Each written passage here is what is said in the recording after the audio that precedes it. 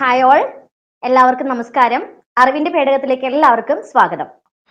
Yes, നോക്കൂ, ആദ്യത്തെ ചോദ്യം, താഴെ കൊടുത്തിരിക്കുന്ന പ്രസ്താവനകളിൽ നിന്ന് ശരിയായവ തിരഞ്ഞെടുക്കുക. അല്ലെ, ക്വസ്റ്റ്യൻ കണ്ടപ്പോ തന്നെ നമുക്ക് മനസ്സിലായി കോൺസ്റ്റിറ്റ്യൂഷനുമായിട്ട് ബന്ധപ്പെട്ടുകൊണ്ടുള്ള ടോപ്പിക് ആണ് അല്ലേ ഇത്. നോക്കൂ, താഴെ 4 പ്രസ്താവനകൾ കൊടുത്തിട്ടുണ്ട്. ഈ പ്രസ്താവനകൾ വേഗം വായിക്കുക. ഇതിലേതാണ് ശരിയായ പ്രസ്താവനകൾ എന്ന് പറയുക. ഓക്കെ, ഏതാണ് ഇതിൽ ശരിയായിട്ടുള്ള പ്രസ്താവന? ഏതാണ് ശരി? നോക്കൂ, 1946 ഡിസംബർ 9 ഭരണഘടനാ നിർമ്മാണ സഭ രൂപീകരിച്ചത്. ശരിയാണോ? തെറ്റാണ് അല്ലേ? 1946 ഡിസംബർ 9 അല്ല, ഡിസംബർ 6 ഭരണഘടനാ നിർമ്മാണ സഭ രൂപീകരിച്ചത്. നോക്കൂ, ഭരണഘടനാ നിയമനിർമ്മാണ സഭയുടെ ആദ്യത്തെ യോഗം നടന്നത് 1946 ഡിസംബർ 6 ഇതും തെറ്റാണ്. എന്താണ് ആൻസർ? ഡിസംബർ 9 അല്ലെ? 1946 ഡിസംബർ 9 എന്ത് നടന്നത്? ഭരണഘടനാ നിർമ്മാണ സഭയുടെ ആദ്യത്തെ യോഗം നടന്നത്.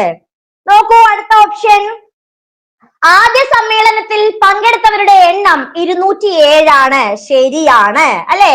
അടുത്തത് നോക്കൂ, ആദ്യ സമ്മേളനത്തിൽ പങ്കെടുത്ത വനിതകളുടെ എണ്ണം എത്രയാണ്? വനിതകളുടെ എണ്ണം 9 ആണ്. ശരിയാണോ? വളരെ ശരിയാണ് അല്ലെ? 9 അംഗങ്ങൾ. ആദ്യത്തെ സമ്മേളനത്തില് 9 വനിതകളാണ് ഉണ്ടായിരുന്നത് അല്ലെ? ഇതിൽ ഏത് ഓപ്ഷൻ ആണ് ശരി? ഓപ്ഷൻ സി ആണ് നമ്മുടെ റൈറ്റ് ആൻസർ.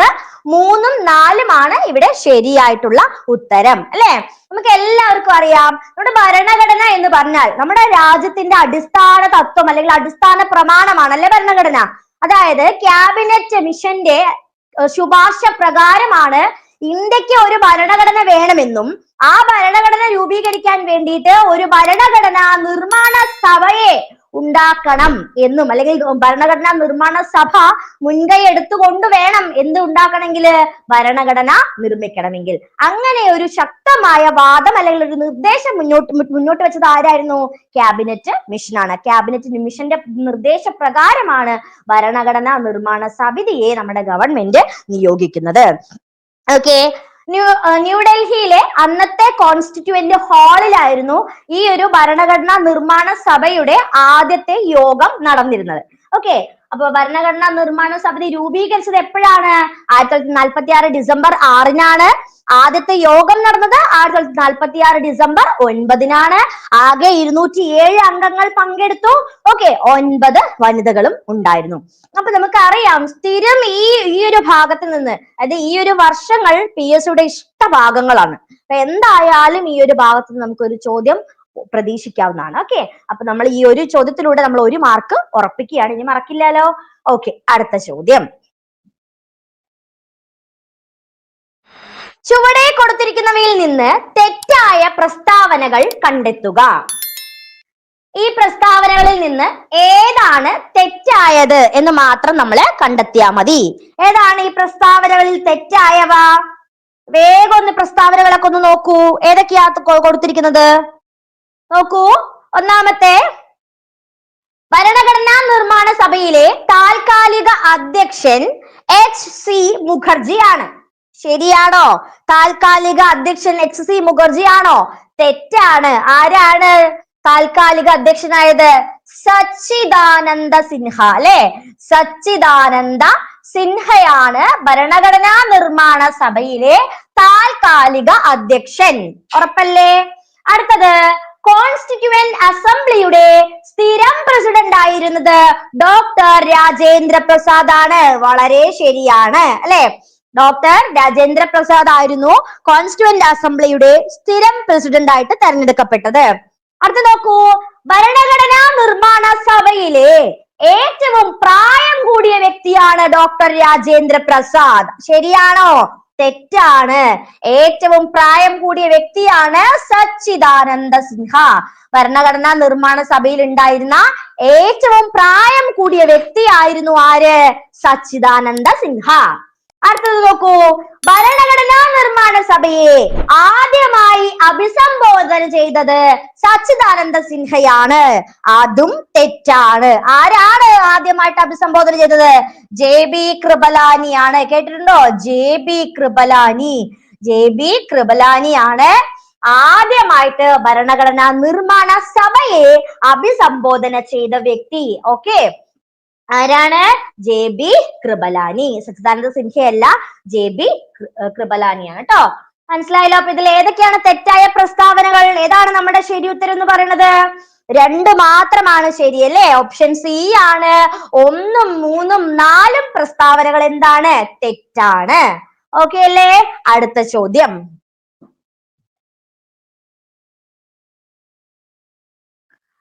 ഭരണഘടനയുടെ രൂപീകരണവുമായി ബന്ധപ്പെട്ട പ്രസ്താവനകളാണ് ചുവടെ ചേർത്തിരിക്കുന്നത്. അവയിൽ നിന്നും ശരിയായവ തിരഞ്ഞെടുക്കുക.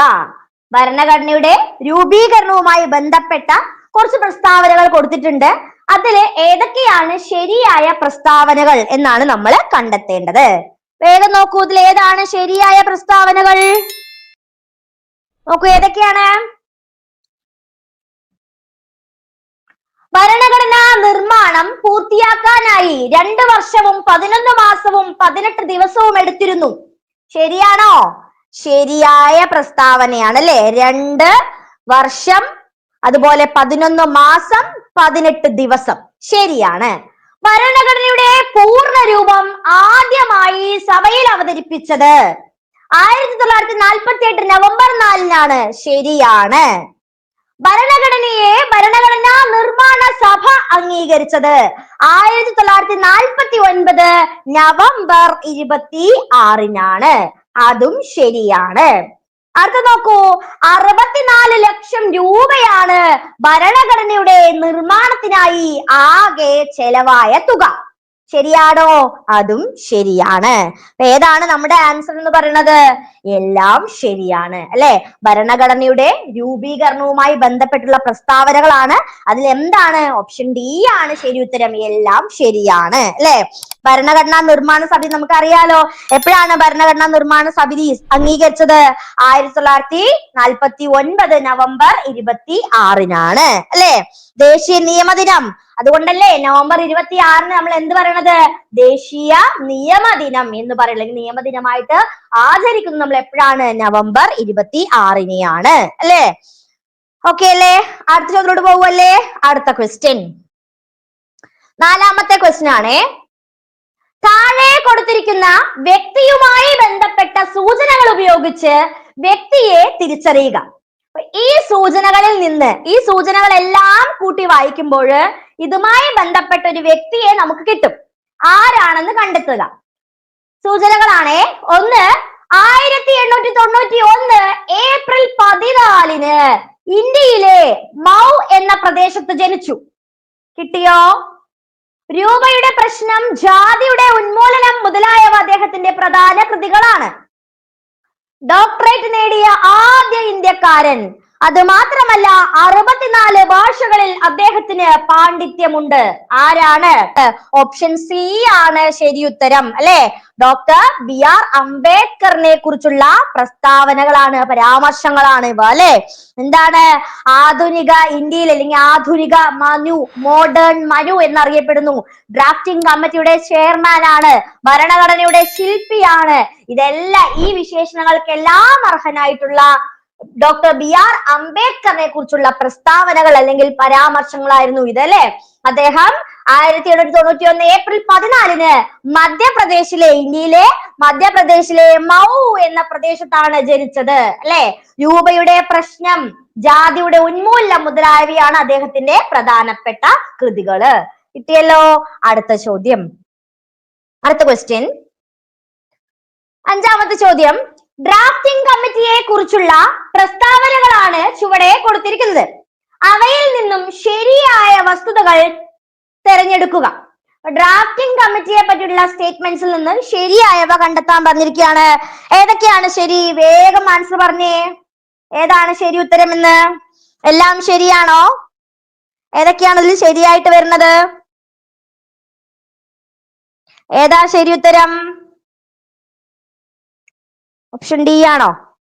നോക്കാം നമുക്ക്. 22 കമ്മിറ്റികൾ അടങ്ങിയ ഭരണഘടനാ നിർമ്മാണ സഭയിലെ പ്രധാന കമ്മിറ്റിയാണ് ഡ്രാഫ്റ്റിംഗ് കമ്മിറ്റി. ശരിയാണ്. 1950 ഓഗസ്റ്റ് 26-നാണ് ഡ്രാഫ്റ്റിംഗ് കമ്മിറ്റിയെ നിയമിച്ചത്. ശരിയാണോ? 1950 ആണോ?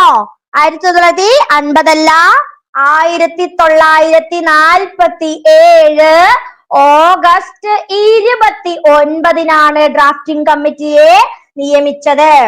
ഇനി ഡോക്ടർ BR അംബേദ്കർ ആണ് ഡ്രാഫ്റ്റിംഗ് കമ്മിറ്റിയിലെ ചെയർമാൻ. ശരിയാണോ? ശരിയാണ്.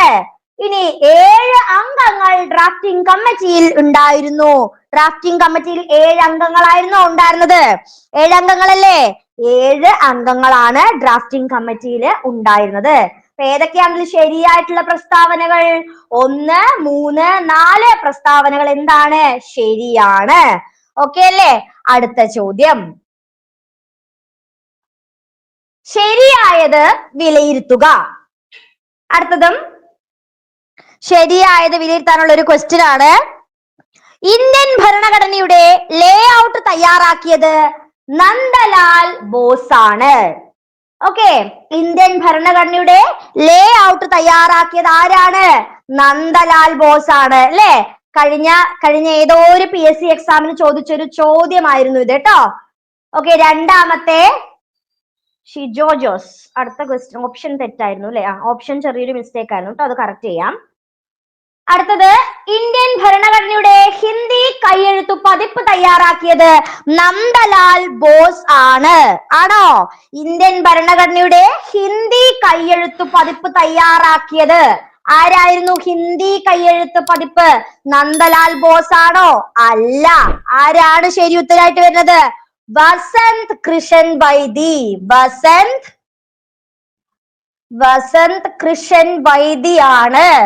വസന്ത് കൃഷ്ൺ വൈദിയാണ് ഭരണഘടനയുടെ ഹിന്ദി കൈയെഴുത്ത് പതിപ്പ് തയ്യാറാക്കിയ വ്യക്തി. നോക്കൂ, ഭരണഘടനയുടെ കൈയെഴുത്തു പ്രതി തയ്യാറാക്കിയത് പ്രേം ബിഹാരി നരൈൻ റായ് സാദ് ആണ്. ശരിയുത്തരമാണ് അല്ലെ? അതും ശരിയാണ്. അടുത്തത് നോക്കൂ, ഇന്ത്യൻ ഭരണഘടനയുടെ കൈയെഴുത്ത് പതിപ്പ് മനോഹരമാക്കിയ വ്യക്തി, കുറച്ചുകൂടി ചന്തമുള്ളതാക്കിയത്, കളർഫുൾ ആക്കിയ വ്യക്തി ആരാണ്? അത് നന്ദലാൽ ബോസ് ആണ്. ഇതിലേതാണ് അപ്പൊ ശരി ഉത്തരമായിട്ട് വരുന്നത്?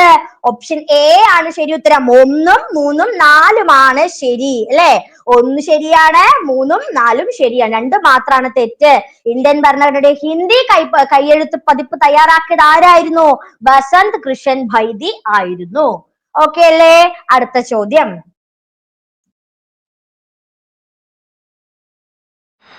ഏഴാമത്തെ ചോദ്യം. താഴെ കൊടുത്തിരിക്കുന്നവയിൽ നിന്ന് ഭരണഘടനയുടെ പ്രധാനപ്പെട്ട സവിശേഷതകളിൽ ഉൾപ്പെടാത്തത് ഏതാണെന്ന് കണ്ടെത്തുക. ഭരണഘടനയുടെ പ്രധാനപ്പെട്ട സവിശേഷതകളിൽ പെടാത്തത് ഏതാണെന്ന് കണ്ടെത്തണേ. ഓപ്ഷൻസ്: നിയമവാഴ്ച, പാർലമെന്ററി ഭരണ സമ്പ്രദായം, സ്വാതന്ത്ര്യ നീതിന്യായ വ്യവസ്ഥ, ഏകായത്ത ഭരണ വ്യവസ്ഥ. ഇതിൽ ഏതാണ് ശരി ഉത്തരമായിട്ട് വരുന്നത്? താഴെ കൊടുത്തിരിക്കുന്നവയിൽ നിന്ന് ഭരണഘടനയുടെ പ്രധാനപ്പെട്ട സവിശേഷതകളിൽ ഉൾപ്പെടാത്തത്. ഏതാണ് ഭരണഘടനയുടെ പ്രധാനപ്പെട്ട സവിശേഷതകളിൽ ഉൾപ്പെടാത്തത്? ഓപ്ഷൻ ഡി ആണ്, ഏകായത്ത ഭരണ വ്യവസ്ഥയാണ്. ഏകായത്ത ഭരണ വ്യവസ്ഥയാണ് ഇതിൽ ഉൾപ്പെടാത്തത്. എന്താണ് ഏകായത്ത ഭരണഘടന? ഏഴാം ചോദ്യത്തിന്റെ ഉത്തരം ഏതായിരുന്നു? ഓപ്ഷൻ ഡി ആണ്. കുറെ പേര് ഉത്തരം പറഞ്ഞു. ഓപ്ഷൻ ഡി ആണ് ഇവിടെ ശരി ഉത്തരമായിട്ട് വന്നത്. ഏകായത്ത ഭരണ വ്യവസ്ഥ. എന്താണ് ഏകായത്ത ഭരണ വ്യവസ്ഥ എന്ന് പറഞ്ഞാല്? അതായത് ഏകായത്ത ഭരണ വ്യവസ്ഥ എന്ന് പറഞ്ഞാൽ നമുക്കറിയാം, ഇന്ത്യ എന്ന് പറയുന്നത് ഒരു ഫെഡറൽ ഭരണ സംവിധാനമുള്ള ഒരു രാജ്യമാണ് അല്ലെ? ശക്തമായ കേന്ദ്ര ഗവൺമെന്റോട് കൂടിയ നല്ലൊരു ഫെഡറേഷൻ ഉദാഹരണം തന്നെയാണ് ഇന്ത്യ എന്ന് പറയുന്നത് അല്ലെ? അതുകൊണ്ട് ഈ ഒരു ഏകായത്ത വ്യവസ്ഥ എന്ന് പറഞ്ഞാല്, നമ്മൾ ഫെഡറലിസം എന്ന് പറഞ്ഞാൽ എന്താ അർത്ഥമാക്കുന്നത്? നമ്മുടെ രാജ്യത്തിന്റെ മൊത്തം അധികാരം കേന്ദ്രത്തിനും സംസ്ഥാനങ്ങൾക്കുമായിട്ട് വിഭജിച്ചു കൊടുക്കുന്നതിനെ, അല്ലെങ്കിൽ എന്താ പറയാ, ആ ഒരു ഡിവിഷൻ ഓഫ് പവറിനെയാണ് നമ്മൾ ഫെഡറലിസം എന്ന് പറയുക. അതിന് അതീതമായിട്ട് ഏകായത്ത വ്യവസ്ഥയിൽ ആ പേര് സൂചിപ്പിക്കുന്ന പോലെ തന്നെ എല്ലാ അധികാരങ്ങളും കേന്ദ്ര ഗവൺമെന്റിൽ മാത്രം നിക്ഷിപ്തമായിരിക്കുന്നതിനെയാണ് നമ്മൾ എന്ത് പറയുന്നത്, ഏകായത്ത വ്യവസ്ഥ എന്ന് പറയുന്നത്. ഇത് നമ്മുടെ ഭരണഘടനയുടെ സവിശേഷതകളിൽ ഉൾപ്പെടുന്നില്ല. ഇത് നമ്മുടെ ഭരണഘടനയുടെ സവിശേഷതയിൽ ഉൾപ്പെടില്ല. അടുത്തത് നോക്കൂ, ശരിയായി ജോഡിയാക്കുക. ഓക്കെ, അപ്പൊ ഇത് കാണുമ്പോൾ തന്നെ നമുക്ക് മനസ്സിലായിട്ടുണ്ടാകും കുറെ ടേംസും അത് കടം കൊണ്ട രാജ്യങ്ങളുമാണ് കൊടുത്തിരിക്കുന്നത്. ഈ ഇതിൽ നിന്ന് നമ്മൾ ശരിയായ ജോഡിയാക്കണം ഇവര്. Okay, match the following model question ആണ്. വേഗം ശരിയായ ജോഡിയാക്കൂ. ഏത് രാജ്യങ്ങളുമായിട്ടാണ് ഇതൊക്കെ ബന്ധപ്പെട്ടിരിക്കുന്നത്? അവശിഷ്ടാധികാരം ഏത് രാജ്യവുമായിട്ട് ബന്ധപ്പെട്ടതാണ്? അവശിഷ്ടാധികാരം, നിയമസമത്വം, നിർദ്ദേശക തത്വങ്ങൾ, അതുപോലെ തന്നെ നിയമപരമായ നിയമസ്ഥാപിതമായിട്ടുള്ള വ്യവസ്ഥ. നിയമസ്ഥാപിതമായ വ്യവസ്ഥയാണ്, ചെറിയൊരു പ്രിന്റിംഗ് മിസ്റ്റേക്ക് ആണ്. നിയമസ്ഥാപിതമായ വ്യവസ്ഥ ഏതാണ് ഇതില്? ഓപ്ഷൻ എ ആണ്. ത്രിലോക്, റാഷിദ എല്ലാരും ശരി ഉത്തരാണ് പറഞ്ഞത്. ഓപ്ഷൻ എ ആണ് ശരി ഉത്തരം അല്ലെ. നോക്കൂ, അവശിഷ്ടാധികാരങ്ങൾ നമ്മൾ എവിടെ നിന്ന് കടം കൊണ്ടതാണ്? കാനഡയിൽ നിന്ന് കടം കൊണ്ടതാണ്. നിയമസമത്വം എവിടെ നിന്നായിരുന്നു? നിയമസമത്വം ബ്രിട്ടനാണ്. നിർദ്ദേശക തത്വങ്ങൾ അയർലാൻഡ് ആണ്. നിയമസ്ഥാപിതമായ വ്യവസ്ഥ എവിടുന്നാണ്? ജപ്പാനിൽ നിന്നാണ് അല്ലെ. നമുക്കറിയാം, നമ്മൾ നമ്മുടെ ഭരണഘടനയിൽ ഫെമിലിയർ ആയിട്ട് യൂസ് ചെയ്യുന്ന അല്ലെങ്കിൽ ഉപയോഗിക്കുന്ന പല ടേംസും നമ്മൾ പല രാജ്യങ്ങളിൽ നിന്ന് കടം കൊണ്ടതാണ് അല്ലെ. ഏതൊക്കെയാണ് നോക്കൂ, ബ്രിട്ടനിൽ നിന്നാണെങ്കിൽ ഏക പൗരത്വം, അതുപോലെ തന്നെ നിയമവാഴ്ച, നിയമസമത്വം തുടങ്ങിയ ആശയങ്ങളെല്ലാം നമ്മൾ എവിടുന്ന് കടം കൊണ്ടാണ്? ബ്രിട്ടനിൽ നിന്നാണ് അല്ലെ. അമേരിക്കയിൽ നിന്നാണെങ്കിലോ ലിഖിത ഭരണഘടന, ആമുഖം, നിയമത്തിന് മുന്നിൽ തുല്യത, അതുപോലെ മൗലിക അവകാശങ്ങൾ, ജുഡീഷ്യൽ റിവ്യൂ, ഇതെല്ലാം നമ്മൾ എവിടുന്ന് കടം കൊണ്ടതാണ്? അമേരിക്കൻ കോൺസ്റ്റിറ്റ്യൂഷന് കടം കൊണ്ടതാണ്. കാനഡയിൽ നിന്നോ നമ്മൾ മുന്നത്തെ ക്വസ്റ്റ്യനിൽ പറഞ്ഞ പോലെ ശക്തമായ കേന്ദ്ര ഗവൺമെന്റോട് കൂടി ഒരു ഫെഡറലിസം എന്ന കൺസെപ്റ്റ് നമ്മൾ എവിടെ നിന്ന് എടുത്താണ്? കാനഡയിൽ നിന്ന് എടുത്തതാണ്. അത് മാത്രല്ല, union of States, union list, state list, ഇതെല്ലാം നമ്മൾ കാനഡയിൽ നിന്ന് കടം കൊണ്ട വ്യവസ്ഥകളാണ് അല്ലെ. ദക്ഷിണാഫ്രിക്കയിൽ നമ്മൾ എന്ത് കടം കൊണ്ടുണ്ടായിരുന്നു? ഭരണഘടനാ ഭേദഗതി അഥവാ കോൺസ്റ്റിറ്റ്യൂഷണൽ അമെന്റ്മെന്റ്. ഇനി കൺകറന്റ് ലിസ്റ്റ് ഓസ്ട്രേലിയ. അപ്പൊ ഇതൊക്കെ സ്ഥിരം ചോദിക്കുന്ന കുറച്ച് ചോദ്യങ്ങളാണ് കേട്ടോ. ഒരിക്കലും തെറ്റിപ്പോവരുത്, മറക്കാതെ പഠിച്ചു വെക്കുക. അടുത്ത ചോദ്യം, ചുവടെ ചേർത്തിരിക്കുന്ന സൂചനകളിൽ നിന്ന് ഏത് രാജ്യവുമായി ബന്ധപ്പെട്ടതാണെന്ന് കണ്ടെത്തുക. ഇതും സിമ്പിൾ ആയിട്ടുള്ള ഒരു ചോദ്യമാണ്. ഈ വ്യവസ്ഥകളെല്ലാം ഏത് രാജ്യവുമായി ബന്ധപ്പെട്ടാണ് അല്ലെങ്കിൽ എവിടുന്ന് നമ്മൾ കടമെടുത്തതാണെന്ന് മാത്രം പറഞ്ഞാൽ മതി. എവിടുന്ന് കടമെടുത്താണ്? വേഗം നോക്കി പറയൂ. ജുഡീഷ്യൽ റിവ്യൂ അല്ലെ, ജുഡീഷ്യൽ റിവ്യൂ, അതുപോലെ ഉപരാഷ്ട്രപതി എന്ന പദവി. ഇന്ത്യയുടെ രാജ്യസഭ രൂപീകരിച്ചിരിക്കുന്നത് ഈ രാജ്യത്തിന്റെ സെനറ്റിന്റെ മാതൃകയിലാണ്. ഇന്ത്യയിൽ ആമുഖം എന്ന ആശയം കടമെടുത്തുള്ളത് ഈ ഒരു രാജ്യത്ത് നിന്നാണ്. രാജ്യം ഏതാണ്? ഓപ്ഷൻ ഡി ആണ്, USA അല്ലെ. അമേരിക്കയിൽ നിന്ന് കടം കൊണ്ട വ്യവസ്ഥകളാണ് ഇതെല്ലാം. അടുത്ത ചോദ്യം, താഴെ കൊടുത്തിരിക്കുന്നവയിൽ നിന്ന് ശരിയായവ തിരഞ്ഞെടുക്കുക. ഇതിൽ ശരിയായ പ്രസ്താവനകൾ കണ്ടുപിടിക്കാൻ നമ്മളോട് പറഞ്ഞിട്ടുണ്ട്. ഏതൊക്കെയാണ് ശരിയായ പ്രസ്താവന എന്ന് വേഗം നോക്കുക. ഒന്നാമത്തെ പ്രസ്താവന നോക്കൂ, 1947 ജൂലൈ 22 ഭരണഘടനാ നിർമ്മാണ സഭ ദേശീയ ഗാനത്തെ അംഗീകരിച്ചു. ശരിയാണോ തെറ്റാണോ? ശരിയാണോ? തെറ്റാണ് അല്ലെ. ഈ പ്രസ്താവന എന്താണ്? തെറ്റാണ്. ദേശീയ ഗാനത്തെയല്ല, ദേശീയ പതാകയെ അംഗീകരിച്ചതാണ് 47 ജൂലൈ 22. അടുത്ത നോക്കൂ, 1950 ജനുവരി 24 ദേശീയ ഗീതത്തെ അംഗീകരിച്ചത്. ശരിയാണ് അല്ലെ. ദേശീയ ഗീതത്തെയും ദേശീയ ഗാനത്തെയും ഒക്കെ അംഗീകരിച്ചത് 1950 ജനുവരി 24. അടുത്തത് 1950 ജനുവരി 26 ദേശീയ മുദ്രയെ അംഗീകരിച്ചത്. ശരിയാണ്. 1957 മാർച്ച് 22 ഭരണഘടനാ നിർമ്മാണ സഭ ദേശീയ കലണ്ടറിനെ അംഗീകരിച്ചു. അതും ശരിയാണ്. ഇതിൽ ഏതൊക്കെയാണ് ശരി? ഓപ്ഷൻ സി ആണ് ശരി ഉത്തരം. 2, 3, 4 ശരിയാണ്. ഓക്കെ അല്ലേ. അടുത്ത ചോദ്യം, ശ്വസന വ്യവസ്ഥയുമായി ബന്ധപ്പെട്ട വസ്തുതകൾ വിലയിരുത്തി ശരിയായവ കണ്ടെത്തുക, തിരഞ്ഞെടുക്കുക അല്ലെ. എന്താണ് ശ്വസന വ്യവസ്ഥ എന്ന് പറഞ്ഞാല്? മനുഷ്യരിൽ അല്ലെ ശ്വസനം എന്ന് പറയുന്നത് വളരെ ഇമ്പോർട്ടന്റ് ആണ് അല്ലെ. ശ്വാസകോശങ്ങളെയാണ് നമ്മൾ എന്ത് പറയുന്നത്? ശ്വസന വ്യവസ്ഥയുടെ കേന്ദ്രം എന്ന് പറയുന്നത് അല്ലെ. നോക്കൂ ഈ പ്രസ്താവനകൾ. ശ്വസന വ്യവസ്ഥയുടെ കേന്ദ്രമാണ് ശ്വാസകോശം. മനുഷ്യ ശരീരത്തിലെ ഏറ്റവും ഭാരം കുറഞ്ഞ അവയവമാണ് ശ്വാസകോശം. ശ്വാസകോശത്തിലെ വായു അറകൾ ആൽവിയോളകൾ എന്ന് അറിയപ്പെടുന്നു. ശരിയാണ്. ആഹാരം ശ്വാസനാളത്തിലേക്ക് കടക്കാതെ തടയുന്ന ഭാഗമാണ് ക്ലോമപിതാനം. ഇതിലേതാണ് ശരിയായ പ്രസ്താവന? ഏതൊക്കെയാണ് ഇതിൽ ശരിയായിട്ടുള്ള പ്രസ്താവന? വേഗം പറയൂ. ഓപ്ഷൻ ഡി ആണ് ശരി, അല്ലെ? ഇതെല്ലാം ശരിയാണ്. ശ്വസനവ്യവസ്ഥയുടെ കേന്ദ്രഭാഗമാണ് ശ്വാസകോശം. ഏറ്റവും ഭാരം കുറഞ്ഞതാണ്. വായു അറകൾ ആൽവിയോളുകളാണ്. അതുപോലെ തന്നെ ശ്വാസനാളത്തിലേക്ക് ആഹാരം കടക്കാതെ സംരക്ഷിക്കുന്ന ഭാഗമാണ് ഏത്? ക്ലോമപിതാനം. ഓപ്ഷൻ ഡി ആണ് ഇവിടെ ശരി ഉത്തരം. എല്ലാം ശരിയാണ്.